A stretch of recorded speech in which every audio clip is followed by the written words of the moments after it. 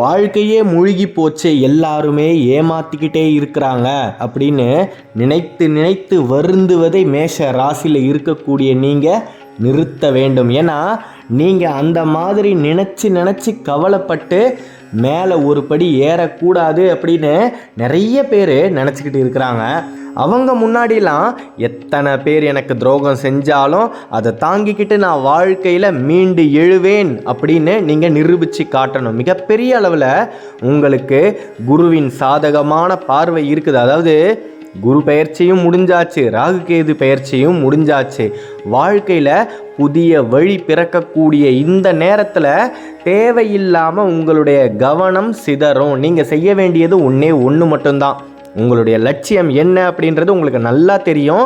அதை நோக்கி மட்டுமே நீங்கள் நடந்து சென்றாலே போதும். அந்த முருகனுடைய அருளால் வெற்றி உங்களை பின்தொடர்ந்து வந்தே தீரும். இதில் எந்த விதமான மாற்று கருத்துமே கிடையாது. ஏன்னா இது நாள் வரைக்குமே ஆரம்ப காலத்தில் இருந்து இப்போ வரைக்குமே மேஷம் எல்லாரையும் நம்பி நம்பி ஏமாந்தது தான் மிச்சம். எடுத்த காரியத்தில் எல்லாத்துலேயுமே தோல்வியை சந்தித்தது தான் மிச்சம். இனி அந்த தோல்விகள் வெற்றிகளாக மாறப்போகுது. குரு உங்களுக்கு வெற்றிகளை வாரி வழங்க தயாராக இருக்கும் பட்சத்தில் நீங்கள் உங்களுடைய சோம்பலை தள்ளி வைக்கணும்.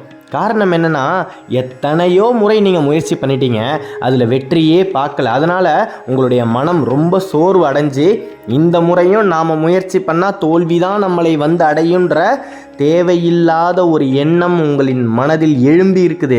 அதை நீங்கள் அழிச்சிட்டு நிச்சயமாக என்னுடைய வாழ்க்கையில் நான் ஜெயிப்பேன் அப்படின்ற ஒரு புத்துணர்ச்சியோடு தயவு செய்து எழுந்து போராடுங்க. மிகப்பெரிய அளவில் வெற்றி உங்களுக்காக காத்துக்கிட்டு இருக்கு. முடியாது, என்னால் இது முடியவே முடியாது, கஷ்டமான ஒரு விஷயம் அப்படின்னு நீங்கள் நினைக்க ஏதோ ஒரு இடத்துல யாரோ ஒரு மனிதர் அதை முடித்து கொண்டு வெற்றியை சூடிக்கொண்டு தான் இருக்கிறாரு. அப்படி இருக்கும் பட்சத்தில் ஏன் மேஷத்தால் முடியாது? காலச்சக்கரத்தில் முதலில் வரக்கூடியது மேஷ ராசி தான். மிகப்பெரிய அளவில் வாழ்க்கையில் முதலிடத்தை பிடிக்கப் போவதும் மேஷ ராசி தான். பல நாளாக தொழில் முடங்கி இருக்கும். அந்த தொழில் மிகப்பெரிய அளவில் மாபெரும் வளர்ச்சியை அடைந்தே தீரும். அதில் எந்த விதமான மாற்று கருத்துமே கிடையாது. மேஷ ராசியில் இருக்கக்கூடிய உங்களின் பெற்றோர்களின் உடல்நிலை சீராகும். அவர்களுடைய உடல்நிலை சரியில்லாத காரணத்தினாலேயே உங்களால் வேலையில் முழு ஈடுபாடு செலுத்த முடியல. மிகப்பெரிய அளவில் அவர்களுடைய உடல் சரீரம் சீராகும். உங்களுடைய வாழ்க்கை நேராகும். ஆமாம், இது நாள் வரைக்குமே மேஷத்துடைய வாழ்க்கை கோணல் மாணலாக தானே இருந்தது. எத்தனையோ தடைகள், எத்தனையோ மிகப்பெரிய கஷ்டங்கள், அவை அத்தனையையும் தாண்டி மேஷம் இன்னைக்கு வரைக்கும் உயிரோடு இருக்குன்னா என்னால் முடியும் அப்படின்ற தன்னம்பிக்கை உங்களின் மனதில் ஏதோ ஒரு ஓரமாக இருக்குது. அந்த தன்னம்பிக்கையை எடுத்து முன்னாடி வையுங்க.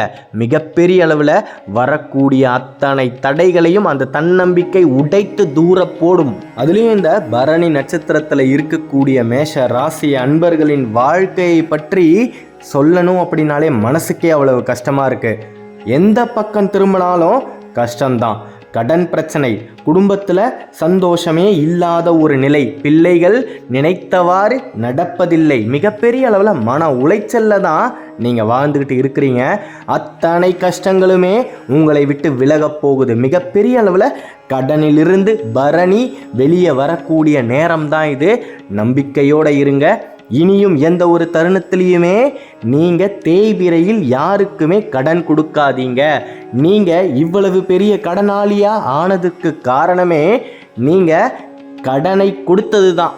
தயவு செய்து யாருக்கும் இனி வரும் காலங்களில் கடனை கொடுக்காமல் இருங்க. கொஞ்சம் நீங்கள் பணம் சம்பாதிக்கிற வரைக்கும், அதுக்கப்புறம் உதவி செஞ்சுக்கலாம். ஏன்னா கலியுக கர்ணன் அப்படின்னாலே அது மேஷம்தான். துவாபர யுகத்தில் வாழ்ந்த கர்ணனை பற்றி இன்னைக்கும் இந்த உலகம் எப்படி பேசிக்கிட்டே இருக்கோ அதை போல உங்களை பற்றி நிச்சயமாக அடுத்த தலைமுறைக்கு அடுத்ததாக வரக்கூடிய தலைமுறையும் பேசும். ஏன்னா அந்த அளவுக்கு கஷ்டம்னு யார் வந்தாலும் கொஞ்சம் கூட யோசிக்காம உங்களிடம் இருப்பதை எடுத்து தந்து விடுவீர்கள். பால் எது விஷம் எதுன்னு தெரியாம வாரி வாரி வழங்கியதால் வந்த வினைதான் இந்த நிலை. மிகப்பெரிய அளவில் இந்த நிலையிலிருந்து உங்களை மேலே கையை பிடிச்சி தூக்கி விடுவதற்கு அந்த சண்முகநாதனே இறங்கி வந்தாச்சு. மிகப்பெரிய அளவில் முருகனுடைய அருள் உங்களுக்கு கிடைக்க போகுது. இனி எந்த விதத்திலையுமே நீங்கள் யாரிடமும் ஏமாற மாட்டீங்க, யார்கிட்டையுமே நஷ்டம் அடைய மாட்டீங்க, எவராலும் உங்களை கஷ்டம் வந்து அடையாது. நீங்கள் செல்லக்கூடிய பாதையில் எந்த விதமான கவன சிதறல்களும் இல்லாமல் சென்றாலே போதும்.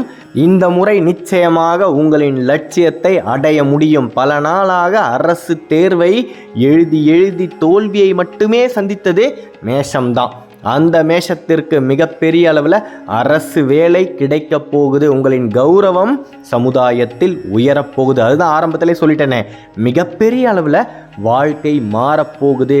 பல வெற்றிகளை குரு உங்களுக்கு வாரி வழங்கப் போகிறார். மேஷ ராசியில் இருக்கக்கூடிய பெண்கள் மிகப்பெரிய ஒரு சுதந்திரமான வாழ்க்கையை வாழ ஆரம்பிக்க போறீங்க. இது நாள் வரைக்குமே நீங்கள் சிந்திய கண்ணீருக்கு மிகப்பெரிய அளவில் வெற்றிகள் உங்களை தேடி வரப்போகுது. நீங்கள் நிம்மதியான ஒரு வாழ்க்கையை வாழக்கூடிய காலமும் நேரமும் கணிஞ்சு வந்தாச்சு. இனி எந்த விதமான மனக்கசப்புகளும் உங்களின் மனதில் இருக்காது. இந்த அஸ்வினி நட்சத்திரத்தில் இருக்கக்கூடிய மேஷ ராசி அன்பர்களை நான் வேண்டி கேட்டுக்கொள்வது ஒன்று மட்டும்தான். செவ்வாய்க்கிழமை தோறும் உங்களின் இல்லத்திற்கு பக்கத்திலேயே இருக்கக்கூடிய ஏதாவது ஒரு முருகனுடைய ஆலயத்திற்கு சென்று வாருங்கள். அறுவடை வீட்டுக்குத்தான் போகணும்னு அவசியமே இல்லை. உங்களின் இல்லத்திற்கு பக்கத்திலேயே இருக்கக்கூடிய முருகனை போய் தரிசிச்சுட்டு திருநீரை எடுத்து நான் வாழ்க்கையில் வளர வேண்டும் அப்படின்ற ஒரே ஒரு வார்த்தையை மட்டும் உச்சரிச்சுட்டு பூசிக்கோங்க. மிகப்பெரிய அளவில் நீங்கள் பள்ளத்திலிருந்து மேலே ஏறி வர முடியும். ஆமாம், உங்களுடைய வாழ்க்கையை சில பேர் மண்ணோடு மண்ணாக போட்டு புதைத்து விட்டார்கள். ஆனால் அவர்களுக்கு தெரியாது, அந்த மண்ணிலிருந்து நிச்சயமாக விதை ஒரு நாள் விருட்சமாய் முளைத்து நிற்கும் அப்படின்னு. மிகப்பெரிய ஒரு உயரத்தை அஸ்வினி நட்சத்திரத்தில் இருக்கக்கூடிய நீங்கள் அடைந்தே தீருவீங்க. கொஞ்சம் காலதாமதம் எடுக்கும், அவ்வளோதான். திருமணமாகி 5-6 ஆண்டுகள் ஆகிவிட்டது, பிள்ளை பாக்கியமே இல்லை அப்படின்னு கதறி அழுததுக்கு மிகப்பெரிய ஒரு வரத்தை அந்த சண்முகநாதனே உங்களுக்கு வாரி வழங்க போகிறார். பிள்ளை செல்வம் இல்லை என்ற ஒரு சொல்லை இனி நீங்கள் சொல்லவே முடியாது. சந்தோஷமாயிருங்க. இந்த 2025ஆம் ஆண்டில் மிகப்பெரிய ஒரு உச்சத்தை மேஷம் அடைந்தே தீரும். இனி உங்களுடைய வளர்ச்சியை எவராலும் தடுக்க முடியாது. யார்கிட்டையும் நீங்கள் ஒரு விஷயத்தை செய்ய ஆரம்பிக்கும் பொழுதே சொல்லாதீங்க. அந்த காரியம் கை கூடியதும் அதை பற்றி நீங்கள் மற்றவரிடம் சொல்லுங்கள். ஏன்னா நமக்கு 4 நல்லது நடக்கும் பொழுது தான் 7 கெட்டது கூடவே வரும். அந்த நல்லதை எப்படியாவது தடுத்து விடலாம் அப்படின்னு. அதனால் நீங்கள் கையில் எடுக்கக்கூடிய நற்காரியங்கள் கைகூடி வரும் வரை யார்கிட்டையுமே அதை பற்றி பகிராமல் இருப்பது மிகப்பெரிய நன்மையை தரும்.